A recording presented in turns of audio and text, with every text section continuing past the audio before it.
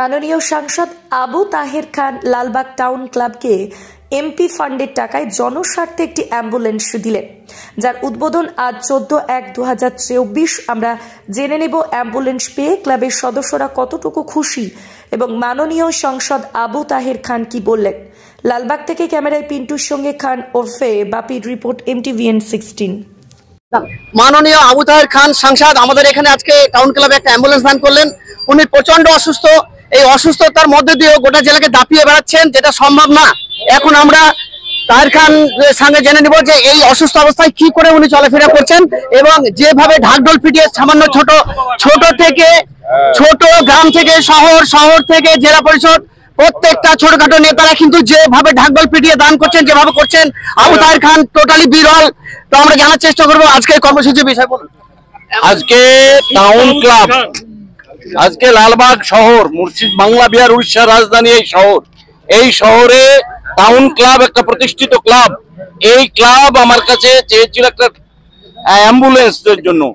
আজকে সেই ক্লাবের সদস্য এবং সাধারণ মানুষের কথা ভেবে এই ক্লাবকে একটা অ্যাম্বুলেন্স দেওয়া হয়েছে, প্রায় 14 লক্ষ টাকা ব্যয়ে। আমরা গর্বিত, এই ক্লাব আমাদের কাছে চেয়েছিল, ক্লাবকে দেওয়া হয়েছে। ক্লাব নিশ্চয়ই সাধারণ মানুষের সাথে এই অ্যাম্বুলেন্সটা ব্যবহৃত হবে। শুধু এটাই নয়, এই লালবাগের সার্বিক উন্নয়নের জন্য মুর্শিদাবাদ পৌরসভার আন্ডারেই প্রায় 2 কোটি টাকা বিভিন্ন উন্নয়নমূলক পরিকল্পনায় দেওয়া হয়েছে। সেই টাকায় কাজ শুরু হচ্ছে, আপনারা দেখবেন।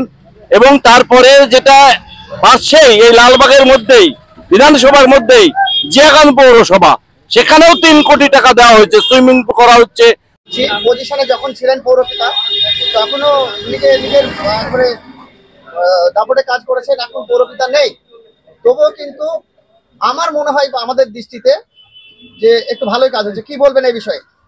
আমি একটা কথা বলি, সারা জীবন তো একটা মানুষ একটা চেয়ারে বসে থাকতে পারবে না, উঠতেই হবে তাকে। তো সেরকম পৌরসভার চেয়ারম্যান যখন ছিলাম 5 বছর, করোনা থেকে আরম্ভ করে লালবাগের ডেভেলপমেন্ট যতটা সরকারি সহযোগিতায় এইটুকুন কাজ আমরা করেছি, বাকি পরবর্তী জেনারেশনের দায়িত্ব এগিয়ে নিয়ে যাওয়া। এখন আমি এমপির সঙ্গে এমপি রিপ্রেজেন্টেটিভ হিসেবে যতটুকুন পারছি লালবাগের মানুষের দাবিটাকে পূর্ণ করার চেষ্টা করছি। আগেও আপনি পৌরপিতা থাকতেও বড় স্কিম এসছে, এখনো বড় স্কিম আসছে। তো কি এমন আপনার সঙ্গে ঊর্ধ্বতন কর্তৃপক্ষের সম্পর্ক যেটা অন্যান্য কর্মীদের বা অন্যান্য নেতাদের সঙ্গে নাই, যে কারণে ডেভেলপমেন্টের 1 কোটি কোটি টাকা আসছে না? কি বলবেন এতে? দেখুন, আমি ওটা কারোর বিরুদ্ধে কিছু না, ডেভেলপমেন্টের স্কিমগুলো বোঝাতে হয়। যেমন আমি লালবাগ টাউন ক্লাবের সদস্য যারা আছে, সেক্রেটারি, তাই বলছি, ওরা বোঝাতে পেরেছে, মানে ওরা সোশ্যাল ওয়ার্ক করে।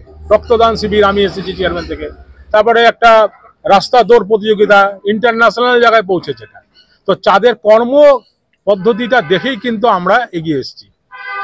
সেরকম আমার কর্মপদ্ধতি দেখে আমাদের সরকার এগিয়ে আসবে। আগামী দিনে শহরের জন্য আর কি ভাবছেন? দেখুন, এই শহরের জন্য এমপির কাছে বলেছিলাম যে আমাদের যে হেরিটেজ বা নিউ প্যালেস গুলো আছে ভেঙে যাচ্ছে, তো ডিএম সাহেবের এন্ডে 57 লক্ষ টাকা এমপি দিয়েছে, আমরা প্রস্তাব রেখেছিলাম।